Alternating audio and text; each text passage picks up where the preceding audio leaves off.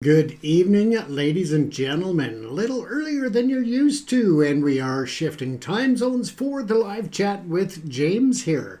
We are actually just before midnight here, Pacific Standard Time, in the studios in Vancouver, British Columbia, at ProPix TV and True Crime and Justice TV. As most of you are aware, I do another show each night with Angus Scott in London in the UK. He is my co-host, so we link up online to record our show every night. Traditionally, it has been a 1 a.m. start for me here in Metro Vancouver, and that, of course, is a 9 a.m. start for Angus over in London. So we've decided to move that show to a 10:30 recording time. So from now on, the live sessions or the live chat with James, I'm working on adjusting the time. So if you're a regular viewer or just a new viewer, by all means, put down a time and include the time zone that you're in that you would like to see this live chat come to you, because we have a bit more flexibility on the scheduling. So if it is an earlier time that you would like to see for the live sessions and the live chat parts, that's great. And again, we will still continue to repost the recorded live show, and you'll be able to enjoy that and download it or take it on the go. Excuse me, because we repost it on our TikTok, of course. But we also repost on our YouTube channel and Substack, as well as other platforms as well. If you have a podcast streaming platform that you prefer, such as Spotify, Audible, and others, you can always find the shows there for you to listen to on the go. Take it in the car, take it to the office, wherever you want to listen to your podcast, you have that option.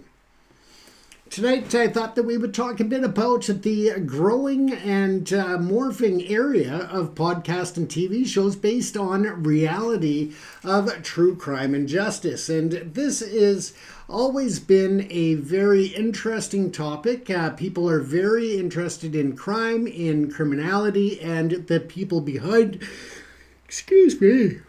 So whether that is companies such as Avio Pharmaceuticals in India, feeding the West Africa world of opioids and other narcotics that they are supplying under brand name and shipping out illegally into West Africa, but bringing in approximately $58 billion a year to the Indian economy.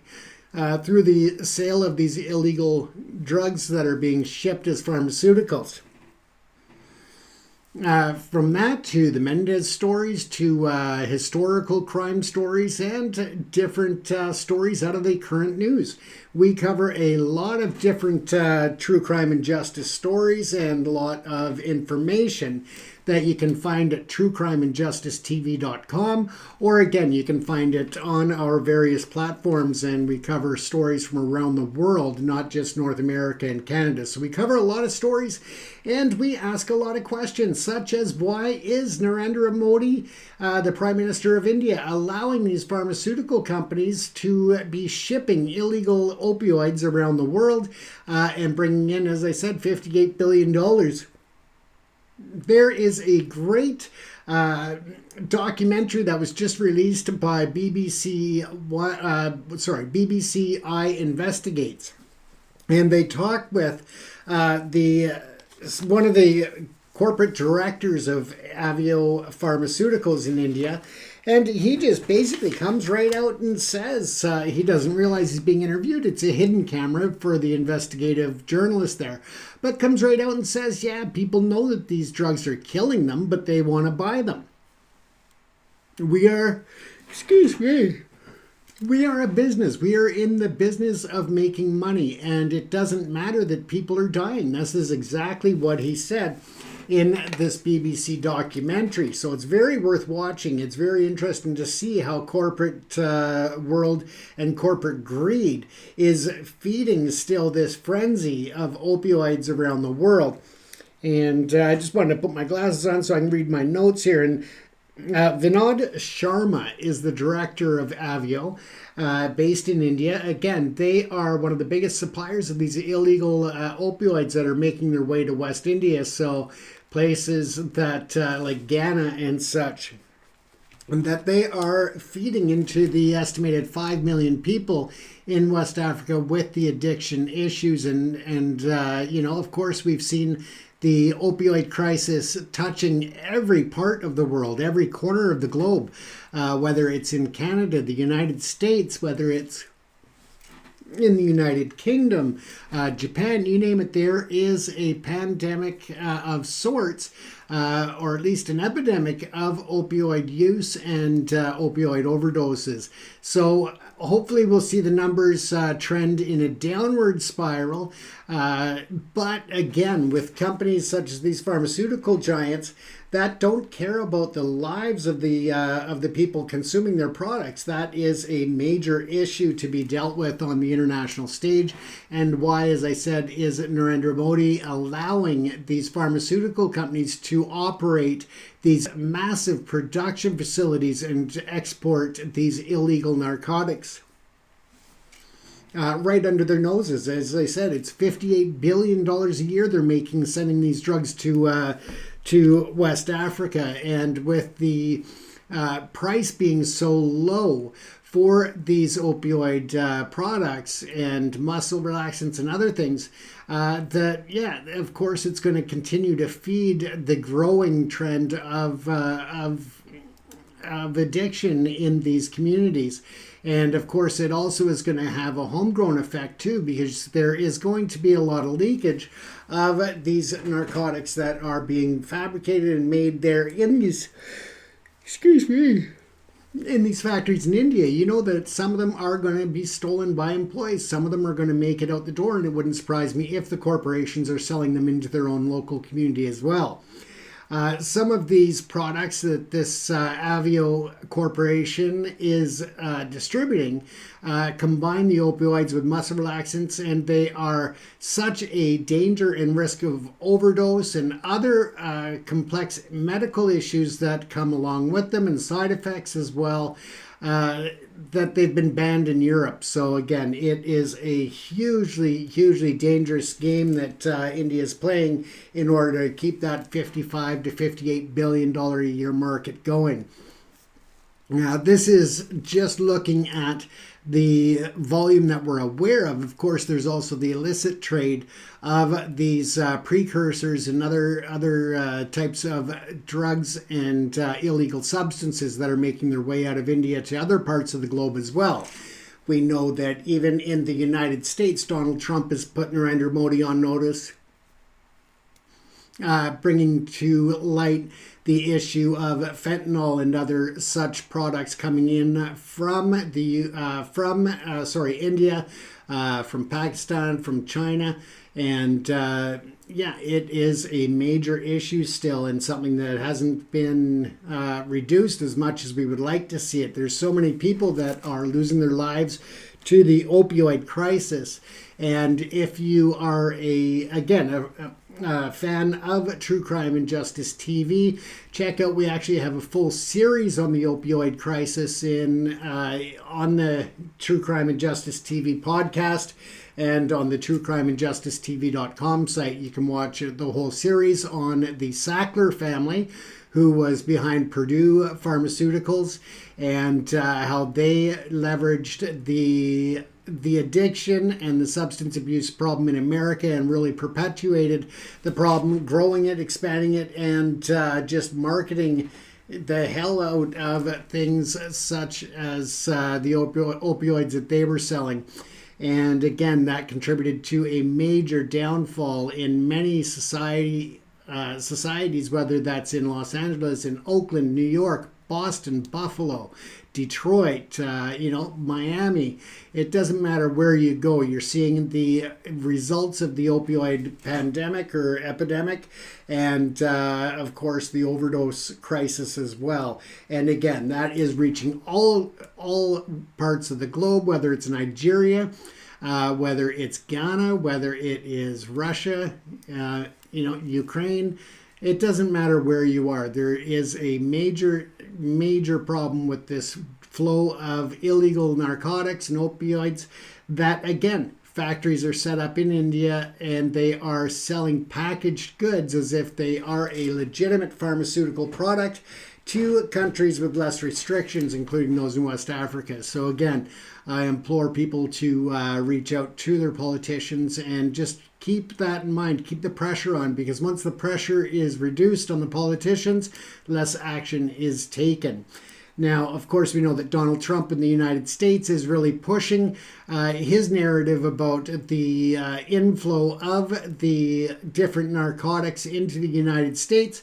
But let's not fool ourselves. This is an excuse for him to be able to carry out a mandate. And whether that is implementing the tariffs on foreign nations, even on allies and trade partners, it's all about his mandate. It's not so much about the lives being lost. Because at the end of the day, let's face it, Donald Trump and the U.S. administration, and I won't say all of them, but there are a large number of them that couldn't give a shit about the lives being lost to the opioid crisis.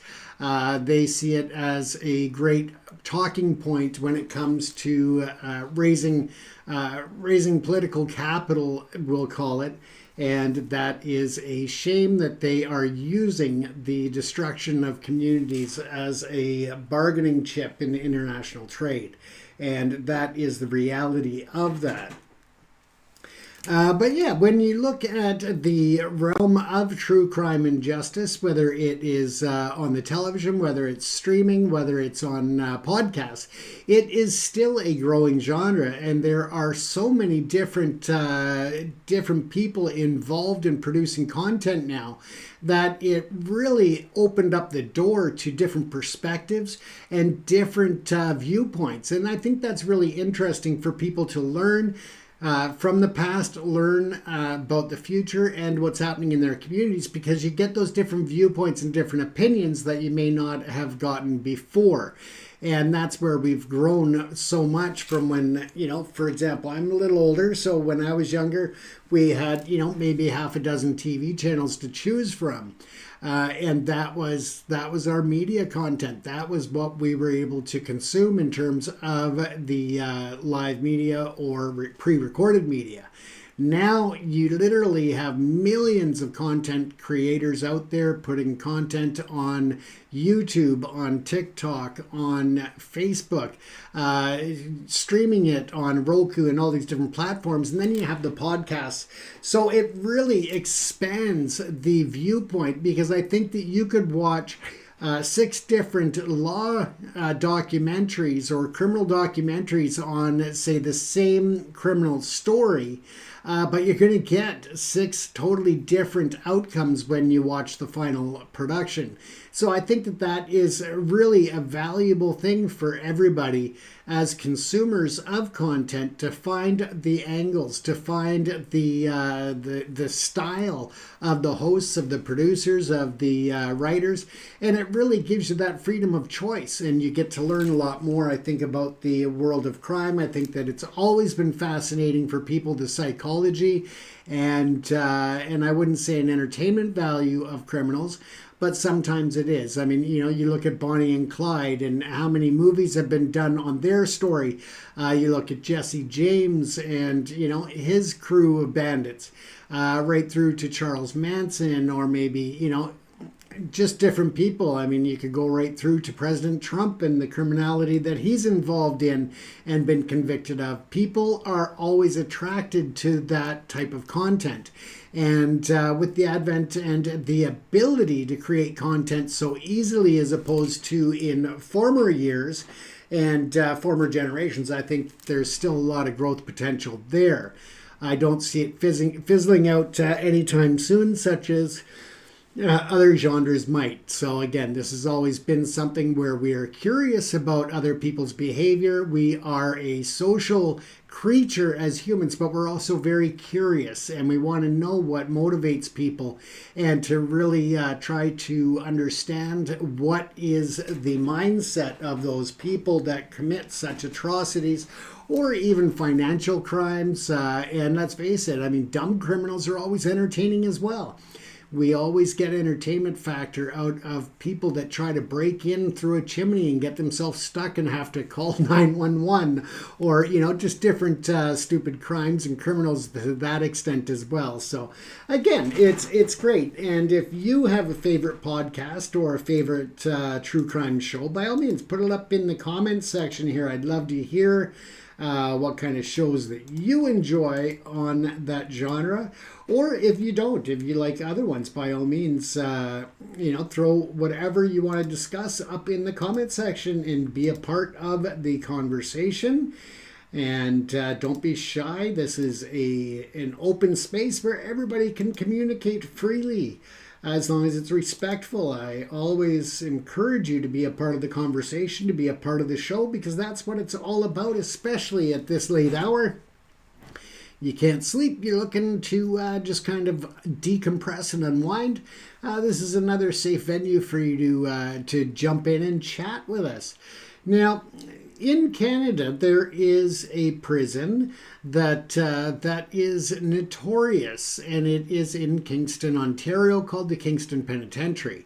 It has been closed for quite a number of years now, but they are doing tours, and it is across the street from the Canadian Prison Museum as well. So it is, if you're out in the Kingston, Ontario area, I always encourage you to go and take a look at the old prison.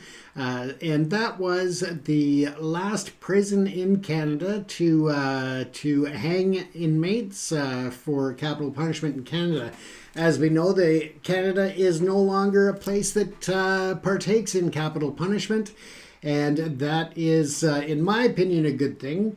I just think that too many people have been found innocent and cleared of crimes that have been convicted to life sentences or even to the death penalty in other jurisdictions. And I just think that one life lost due to corruption within the Crown Prosecutor in the States. It's the prosecutor's office, district attorney, and so forth. So I think that one life lost is too many when it comes to the potential for innocent people being put to death. So I think that that's my opinion. I think it's good that Canada doesn't partake in capital punishment. But again, I also respect other people's opinions on that, because I know that it is a very polarizing topic. But I stand by my convictions, as I respect other people to have their rights and their own convictions as well. And I always have it open to conversation. So if you want to throw something up in the comment section, whether it is in the live show or afterwards on the comments on YouTube or anywhere else, by all means, feel free to do it, because I do read the comments. I am very interested in those. And that is a part of the great world of social media and streaming platforms, is that you can be a part of the show by simply posting up in the comment section, and also that you can always add comments in there about topics that you'd like to see covered on the live chats, topics that you'd like to see covered on True Crime and Justice TV or through ProPix TV. Either way, there's a lot of different platforms and different areas that you can join in the conversation, so don't be shy that way.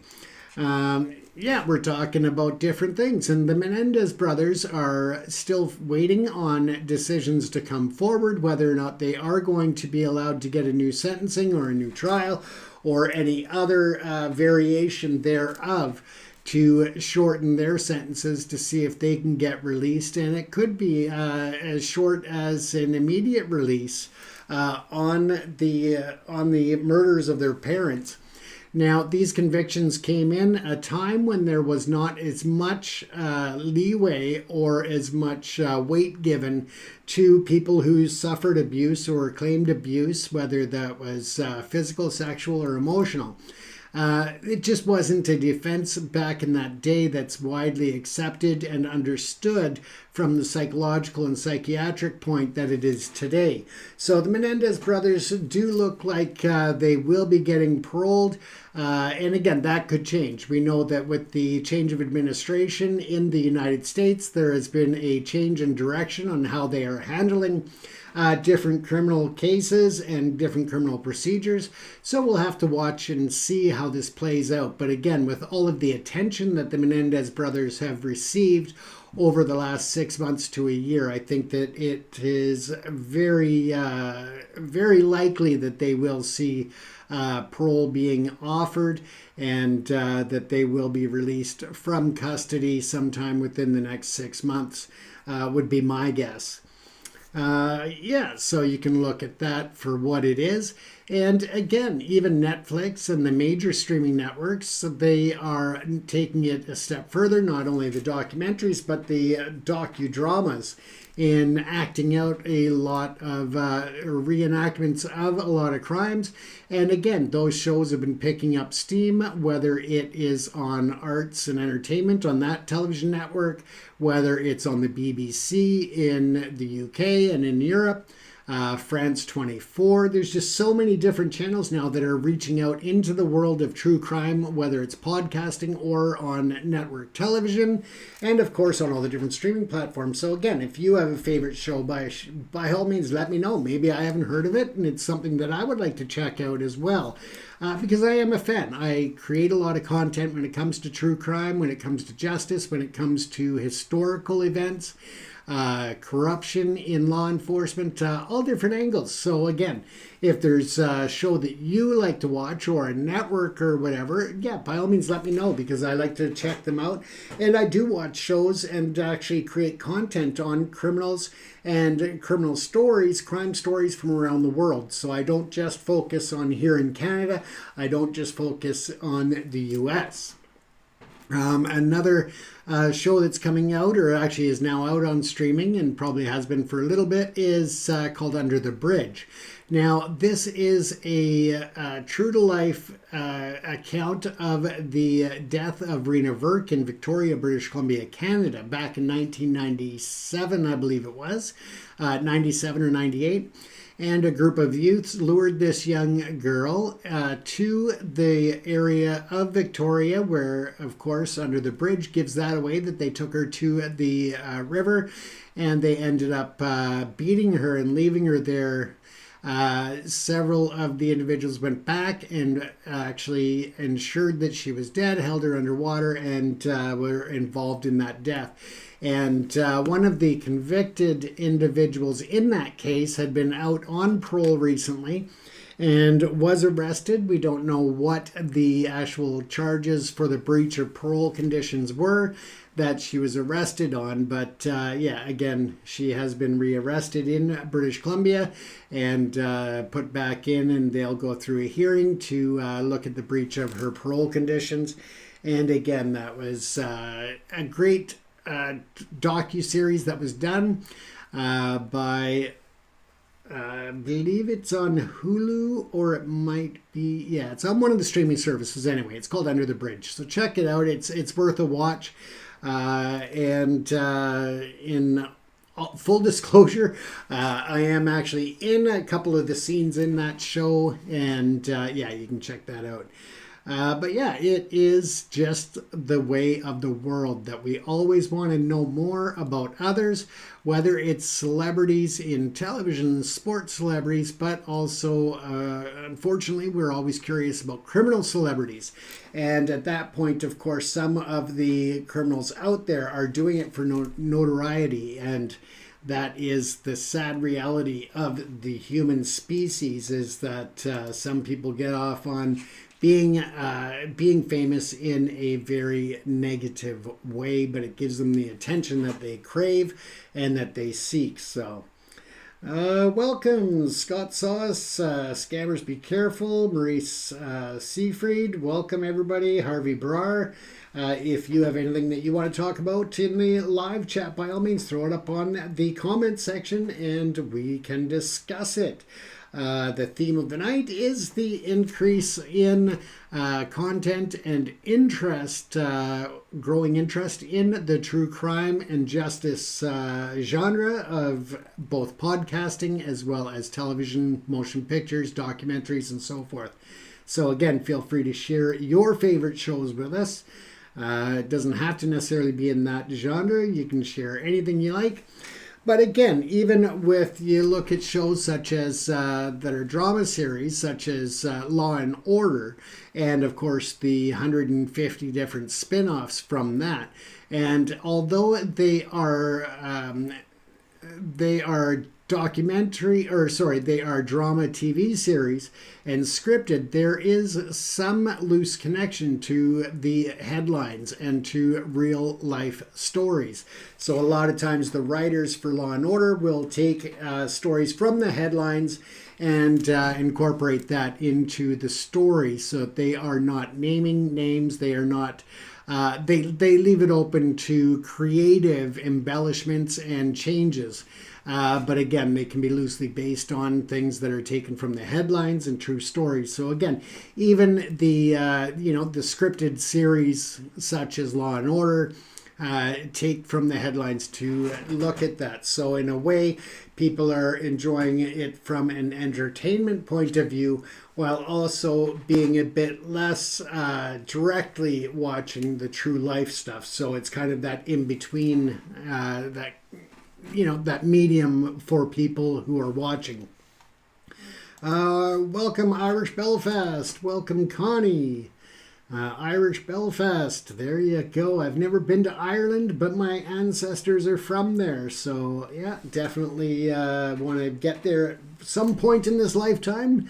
And I was over in Ukraine and Poland and the UK a few years back, covering the war in Ukraine and the refugee crisis in Europe. But I did not make it up to Ireland, so maybe one day I will make that in the next few years, make that journey. Welcome to the live chat again. It's interesting actually to watch where people are checking out the shows from, whether it is the live chat series here or if it is on the True Crime and Justice TV.com or even ProPix TV. People are logging in from, all over the world, and, 100 and some odd different countries people log in from and check it out.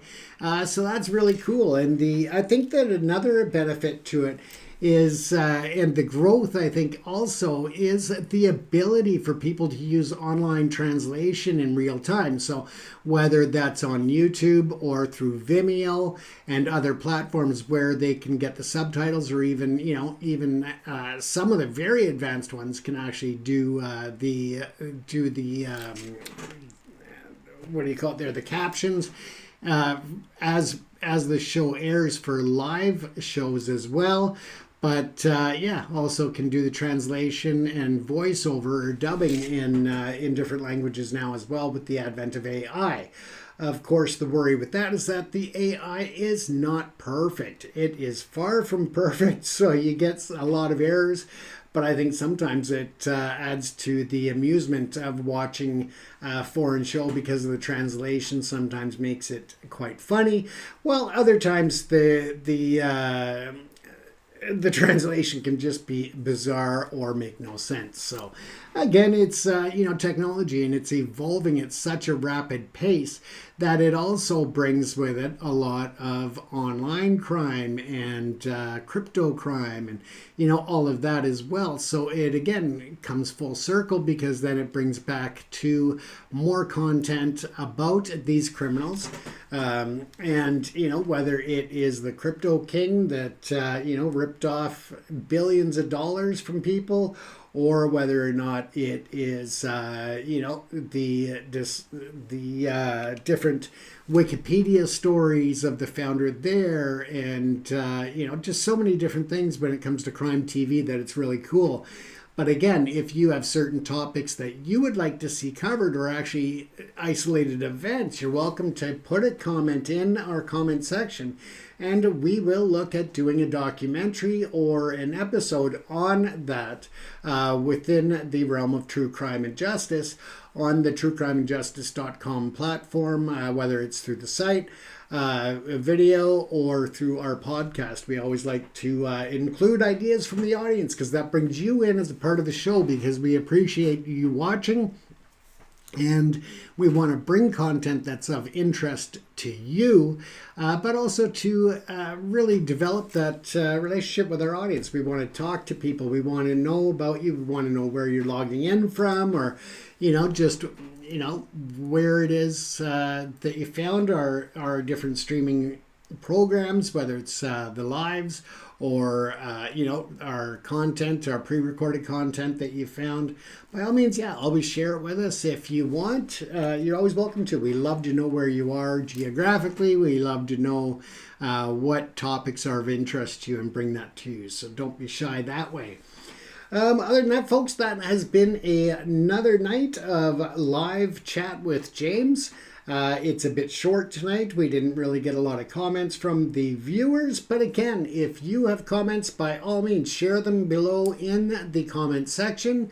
If you do enjoy the live chats or our other content, please follow, and subscribe. And don't forget to share with others, because as we grow the channels, then we can increase the budget for the different content that we produce and bring even more content more frequently. So again, thanks for watching. Thanks for tuning in. Don't forget to follow, and subscribe. I am James Cousineau, coming to you from the ProPix TV studios here in Vancouver, British Columbia. Thanks for tuning in. Stay safe and take care.